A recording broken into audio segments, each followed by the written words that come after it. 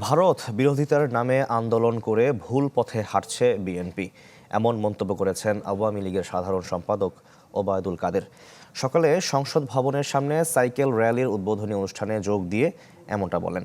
তিনি বলেন, নির্বাচনী অঙ্গীকার অনুযায়ী বেকারদের কর্মসংস্থানের ব্যবস্থা করবে আওয়ামী লীগ। তরুণদের দলে ফেরার আহ্বানও জানান তিনি। এক প্রশ্নের জবাবে কাদের বলেন, কোনো দলের সাথে প্রতিযোগিতা করে পাল্টাপাল্টি কর্মসূচি নয়। আওয়ামী লীগ বিএনপির মতো বিদেশি প্রভু নির্ভর রাজনীতি করে না। সারা বাংলাদেশে ভারত বিরোধিতার নামে আজকে আন্দোলনের ইস্যু খোঁজার চেষ্টা করছে। তারা আবারও ভুল পথে হাঁটছে। নগদের কাছে সব গ্রাহকই প্রিয়, তাই তো সারা দেশে ক্যাশ আউট চার্জ সবচেয়ে কম।